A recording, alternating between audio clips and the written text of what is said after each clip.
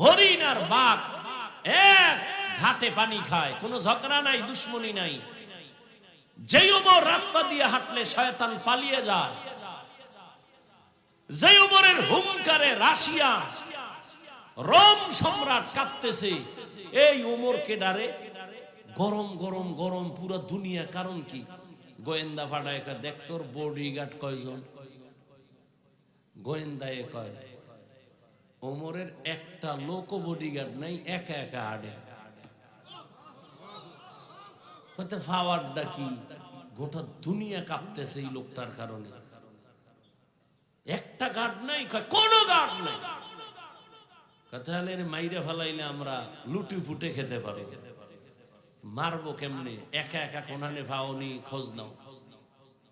গোয়েন্দাদের খোঁজ লাগা এক লোক দিছে, তরবারি নিয়ে যা, যদি ওমরের একা পাও মেরে ফেলবি, পুরস্কার বড়। খোঁজ নিয়ে দেখে ওমর একা।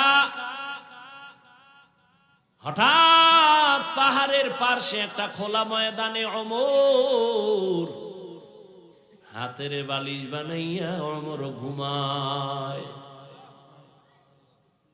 খবর পাইয়া খুশি, ওমরের একা পাইছি, মারা বড় সহজ। আমার মাওলায় যদি রাখে, মারবে কোন চোরায়? তরবারিটা খাম টের করে দুশ্মন ময়দানের পাশে দাঁড়ায় ভাবে, ওমর তো একা ওই পাশে ঘুমায়, আমি যাই। এক কদম যায়, আবার দাঁড়ায়, আবার চিন্তা করে কি করি। যাইতে যাইতে আগায়, পেছনে আবার সামনে, আবার পেছনে, আবার সামনে, আবার পেছনে।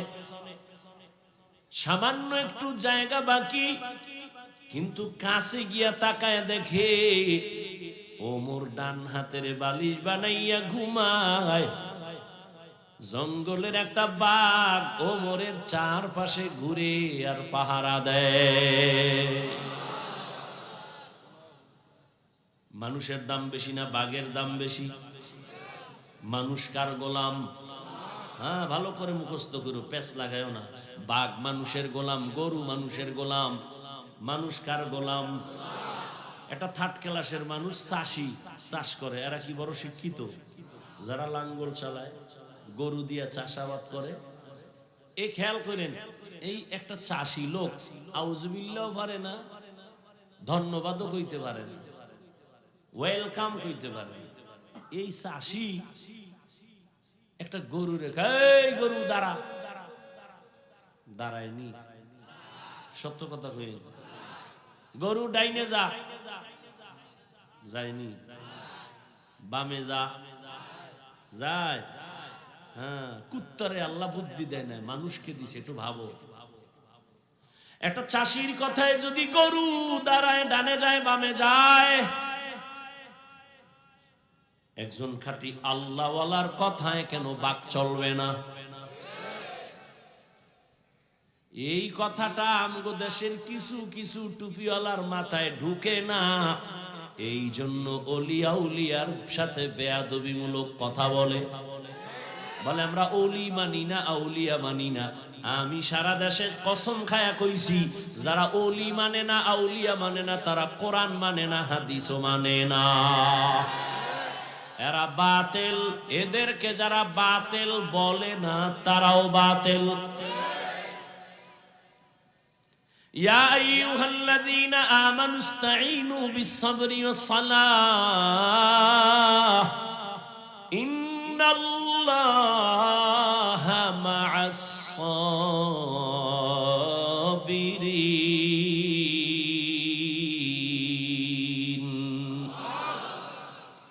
আল্লাহ বলেন, হে মুমিন, সাহায্য প্রার্থনা করো সবর ও সালাতের মাধ্যমে।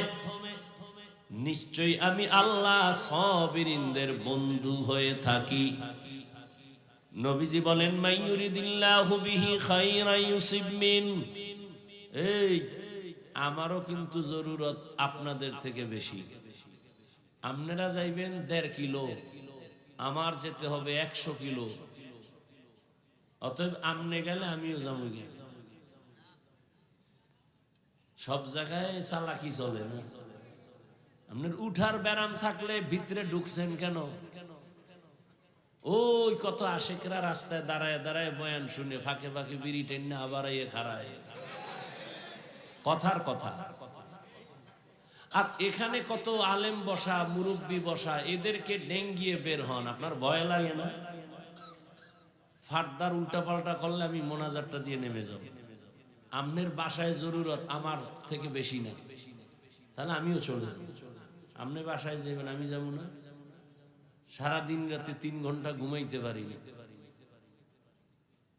আপনি বলবেন আপনি এগুলি না করলে সমস্যা কি?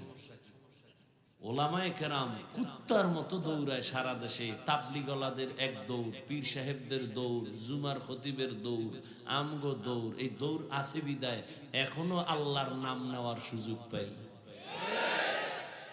না হয় নাস্তিকরা দরজায় তালা দিয়ে রাখতো, মসজিদের মাইক বন্ধ করে দিত। দেখেন নাই যে ওয়াজ চলবে, বাইরের মাইক চলবে না। কিন্তু ওই নাস্তিকের বাচ্চাগুলো কোনোদিন বলে নাই যাত্রার প্যান্ডেলের মাইক বন্ধ কর, সিনেমার প্যান্ডেলের মাইক বন্ধ কর। বিয়ার অনুষ্ঠান চলে, হাজী সাহেবের বাড়ি, 6 তলা বিল্ডিং, কাফে। ইমাম কয় কিও রাত্র 12টার পরে ভূমিকম্প নিকা? না হুজুর, দাওয়াত পান নাই, আমার মাইয়ার না গায়ে হলো। হাজী সাহেব মিশা কইছি? মুসলমানের জন্য গায়ে হলুদ হারাম। আমার দায়িত্ব বলার, মানবেন কিনা সে দায়িত্ব আপনার। এই জন্য দেখেন না এখন আর গর্বে আনোয়ার শাহ কাশ্মীরি আসে না, বাইজিদ আসে না। চোখ নষ্ট, পাও নষ্ট, কিডনি নষ্ট, দেমাগ নষ্ট সন্তান আসে। সন্তানের খাওয়াও হারাম, হৌর বাড়িতে খাও যৌতুক। ভালো সন্তান পাবা কেমন? গাছ লাগাইছো তেঁতুলের, সেখানে বড়ইর আশা করলে কি হইল? বিয়ার আগে যৌতুক খায়, বিদেশ যাওয়ার ভিসা চায়। বিদেশ যাই করবি কি? বউ খায় ছোট ভাই পাহারা দিবে। এ আকাম চলেনি। আল্লাহ হেদায়াত দান করুন। যৌতুক হালাল না হারাম? যারা যৌতুক দেয়, যারা খায়, যারা পরামর্শ দেয়, সবাই জালেম। এই জন্য শুরুতে বইয়েই কইছি কাফনের কাপড় রেডি রাখ। সোনার বাংলায় যা থাকুক, জালেম থাকতে দেওয়া হবে না। জালেমের বিরুদ্ধে আবার আন্দোলনের ডাক আসবে, আবার ময়দানে নামতে হবে। আল্লাহ হেদায়াত দান করুন।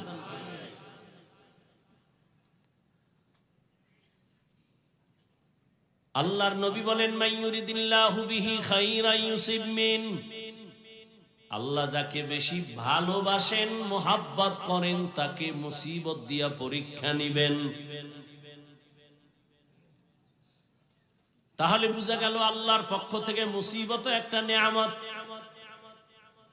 এজন্য আল্লাহর খাস ওলিরা কোন মুসিবত আসলে নিয়ম ছিল ইন্না লিল্লাহ বলা, কিন্তু তারা বলতেন আলহামদুলিল্লাহ। নিয়ামত পাইলেন আলহামদুলিল্লাহ বলে, আপনি কেন আলহামদুলিল্লাহ বলেন? আল্লাহর ওলি জবাব দিতেন, আমার উপরে যে আল্লাহ মুসিবত দিয়েছেন, আমার বড় খুশি লাগতেছে। আল্লাহ আমার দিকে কুদরতের নজর লাগাইছেন, এটা বড় নেয়ামত।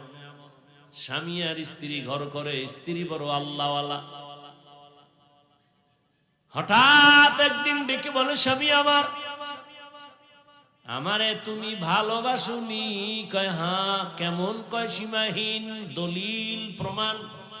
তুমি আমার জীবন, তুমি আমার মরণ, তুমি যখন যা চাইবা আমার জীবন দিয়া রেডি। কয় চাইলে দিবানি? কয় কসম চাইলেই দিয়া দিব।